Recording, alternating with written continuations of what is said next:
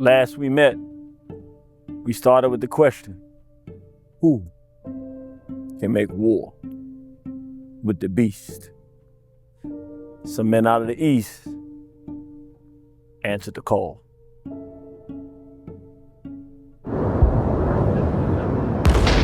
Are y'all ready for this? There's only one real war on this planet today that will determine the course of civilization. Do you know what it is? It's not the Russian war with Ukraine. It's not the Israeli conflict with Palestine. It's not Christianity versus Islam. It's not white aggression versus black sovereignty, although that's a major issue. It's not the Chinese Communist Party. It's not capitalism versus communism. It's not men versus women or vice versa. It's not Africans born in America versus Africans born in Africa. Are you kidding me? Is the big new Brzezinski anyone? Democrats versus Republicans. Nope. Liberals versus conservatives. I don't think so. The hardcore African nationalist who wakes every morning to improve the lives and the future of African people throughout the world, that would be me. Versus the ultra white nationalist who deplores anything on the planet that's not white, not evil. The war that will determine the fate of this planet in the 21st century, simply stated, Jews versus Gentiles. Are y'all ready for this? Jews versus Gentiles. Let's look at Russia. President Vladimir Putin and the Federation are waging a mighty battle for their sovereignty. But most people mistake the war they're fighting. There is no Russia versus Ukraine war. There are two wars. The war for Russian sovereignty that they are doing a fantastic job in waging. I commend the Federation in winning a battle that not only protects their sovereignty, but supports the sovereignty of all nations on this planet. Then there's the real war. The Russians entered Ukraine and found 46 bioweapon labs, some with bioweapons pointed at the Russian genome. A flaming homophile Jew named Zelensky was installed as the president of Ukraine as they were being used as a proxy nation to stage NATO's assault on Russia. So the bear was facing three things: bioweapon warfare, promotion of homophilia, and NATO invasion of the Federation. But when we really look at it, who were they fighting? Ukrainians? No. They were forced to kill Ukrainians. Somewhere in the neighborhood of 2 million Ukrainians were killed by Russians during this hostility. The untold story is that the Jews plan to make Ukraine the new headquarters for their homeland, the new Israel. In order to do that, they need to make sure that they don't have a bunch of Ukrainians left there. So the Jews proxied the Ukrainians into a conflict with Russia, forcing the bear to defend itself. The Jewish-run government is grabbing Ukrainian men off the street, slapping uniforms on them, and sending them to the meat grinder, the slaughterhouse, to have to face well-trained Russian military forces and be slaughtered. This rids Ukraine of men. The Jews are moving in and now have access to one of the bread baskets of Eastern Europe. And with the US manufactured weaponry, they are developing one of the most well-equipped militaries in the world. What's the point? In defense of their sovereignty, Russians are killing Ukrainian Gentiles. And Ukrainians are killing Russian Gentiles. The only group who wins are the Jews, who suffer no casualties in the war. In the Russian battle for their sovereignty, the Federation is doing outstanding. In the Gentile war against Jews, Russia and Ukraine are both losing. 2 million Ukrainians and 300,000 Russian Gentiles slaughtered. 0 Jews killed. 2.3 million to 0, I say that sounds like a Jewish victory. Jews are the problem. Are y'all ready for this? How can Jews afford to exterminate the Gentiles in Palestine and sponsor the Ukrainian conflict with Russia simultaneously? It's pretty simple. They rely on their slave colony in Western Israel. You know, we used to call it America. American citizens go to work, produce, pay their bills, buy food, gas, other accessories, and then get taxed on that and pay income taxes. These funds go to the federal government and the states respectively. What happens with those funds is parasitic economic theft at its height. Jews purchased our legislature, our politicians, through entities like AIPAC, used the funds extracted by taxes and allocated to Jews by Congress to fund wars against Gentiles worldwide. Let's make it simple. This is how it works. First, you get a Jew, right? They say we're going to pay $1 million to bribe and extort a corrupt U.S. legislature to agree to give $100 million to Jews. The bill passes. The Jews take that $100 million. $50 million they put in their pocket, the other 50 they spread throughout Congress to all of the politicians to push a bill to give Jews $1 billion. The bill passes. Thus, the Jews spent $1 million to make $999 million profit. Then those same Jews take that $999 million profit and sponsor wars and genocide agendas worldwide at the expense of American citizens, Western Israel's slave colony. Yes, our tax dollars are paying for Jewish world hegemony and genocide of the Gentiles of the entire world. Palestine, anybody? The theft illustrated in this example pales in comparison to the actual level of criminal theft Jews have committed against the American Republic. Nevertheless, this helps us see how the overtime we put in at our jobs and the tips we get taxed on after a hard day's work are used to fund Jews to enslave and kill Gentiles. Jews are the problem. Are y'all ready for this? Why doesn't anybody do anything about this, you ask? Hamas, Hezbollah, Massey, McKinney, Kennedy, Yemen, Iran. People fight back. But their problem is not in the white field. Their problem is in the White House. Commander-in-chief or commander-in-hand. In January 2020, President Trump had General Soleimani murdered, showing him to be an asset for Jewish interests. However, in April 2020, when President Trump said, hydroxychloroquine, let's try it, he almost single-handedly brought the pandemic to a screeching halt. For those with understanding, he clearly was not part of the initial planned genocide. However, by May 2020, Trump was endorsing Warp Speed, the program for international mass genocide through bioweapon injection.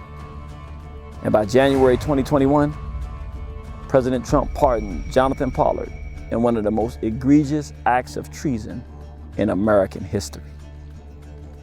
Now, in 2025, it's clear that President Trump is a 100% military proxy agent for Jewish interests. He's Donald Trumpstein, the great Shabbos Goy. He's Messiah ben Joseph, ushering in Tikkun Olam and the Noahide laws. He is commander-in-hand for the Jews. In this position, all the military equipment and executive orders needed to sponsor physical war against the enemies of the Jews are backed by the American people via President Donald Trump, overseer for Western Israel. Jews control our money. Jews control our military. That's about all they need to wreak havoc on the Gentiles of planet Earth. Jews are the problem. Are y'all ready for this? We mentioned the Fauci, or as popularly called, COVID-19 pandemic, and we mentioned Hezbollah. What do they have in common? More than we might think.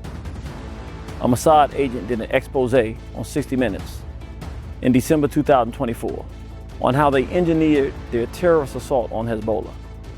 They set up fake companies abroad and marketed explosive-laced pagers and walkie-talkies for Hezbollah's consumption. Hezbollah bit and purchased the devices. This elaborate scheme was at least 10 years in the making. At the time deemed appropriate, the Jews remotely detonated explosives and maimed and killed Hezbollah members across Lebanon. This is one of the New Age Jewish tactics. They 1, create something you think you need. 2, spike it with an explosive device. And 3, provide it to you as a good or service. 4, detonate the payload at their discretion. In Lebanon, it was explosives inside of pagers and walkie-talkies. If you research attorney Todd Callender, he told us it's a done deal.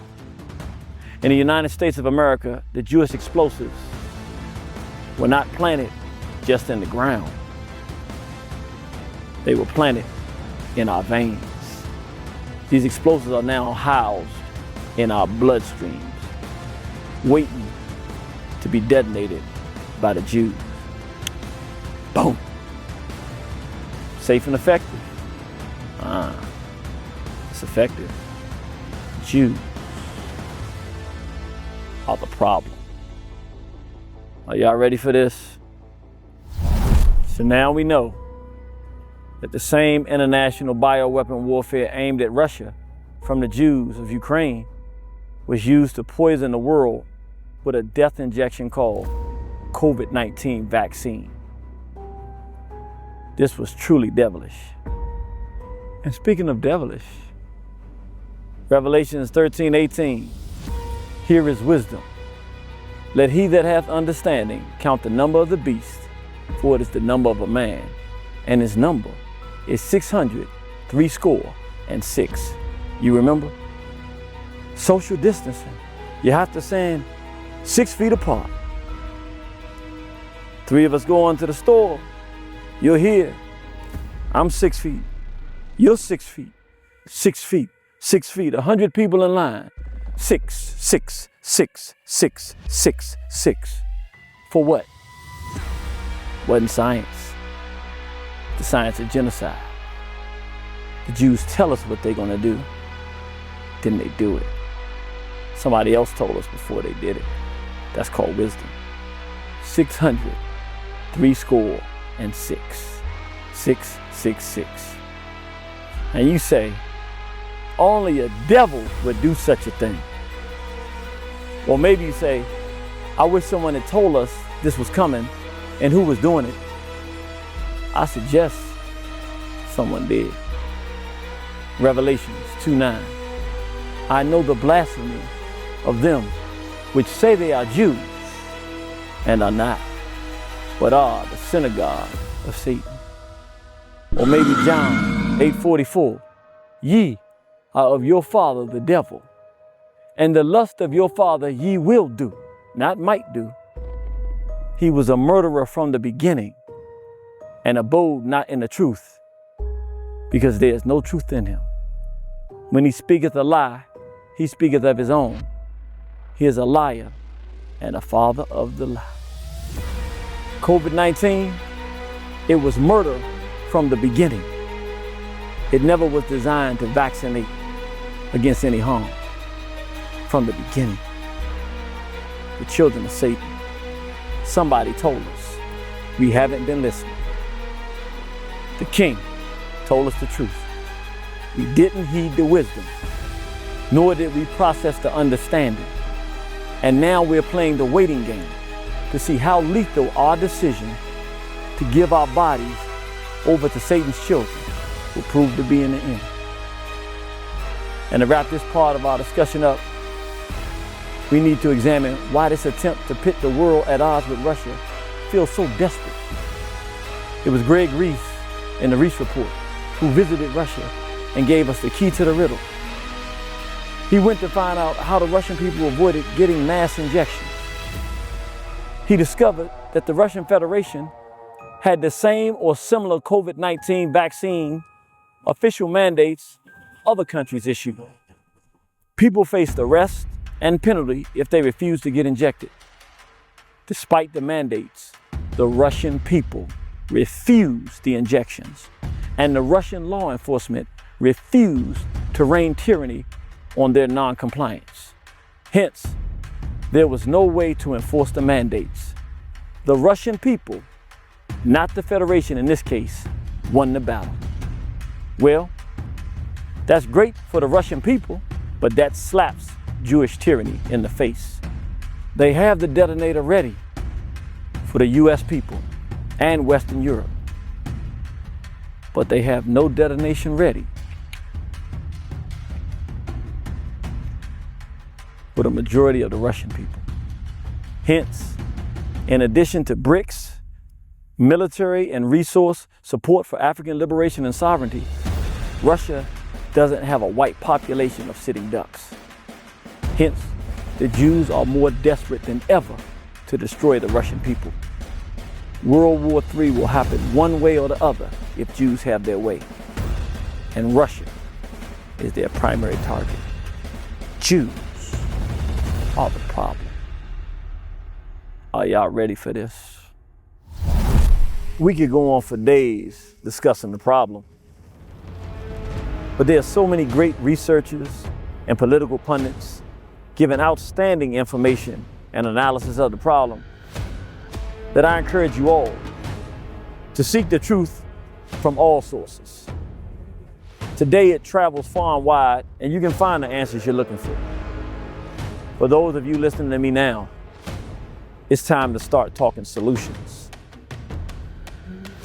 First, we must be clear that the primary war on this planet is Jews versus Gentiles. Number two, we must declare and ensure that Gentiles win this war. Thirdly, on an individual and group basis, we must boldly declare that we will not kill any Gentiles for any Jews or any Jewish interests. Number four, we only have one option: Massey for president in 2028. Only Gentiles who stand against Jewish tyranny will be politically supported and respected. Fifth, purchase Jews Are the Problem, books 1 and 2. Share and discuss them. This is our gateway to unity. Lastly, I ask the leaders of the world who believe in sovereignty. I'm talking President Vladimir Putin, President Xi Jinping, President Kim Jong-un, perhaps General Barbecue in Haiti, and most certainly our three kings, Baba Goita in Mali, Baba Traore in Burkina Faso, and Baba Chiani in Niger, the AES. Give me until the summer of 2027 to set the climate for the inevitable. At that time, I will call on you men, collectively, to take frontal positions before the entire world, declaring, Jews are the problem. Allow me the time to set the stage, then we'll actually see who's ready for this.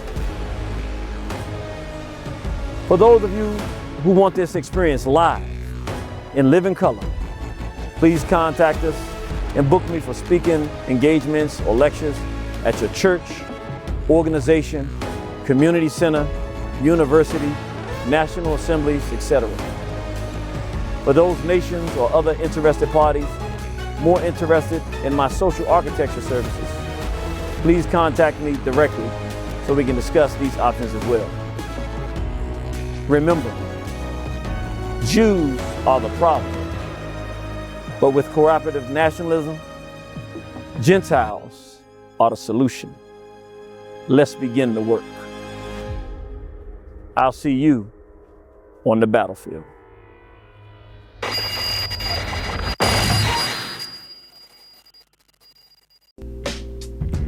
Thank you for watching this video. Don't forget to like, share, and subscribe. Also follow us on our other social media platforms. On Instagram, we're at dc.radical1. On Twitter, we're at dc_radical_ONE. And the Cash App is $DCRadical1. Again, thank you for subscribing. Abibi for ODA and straight black pride.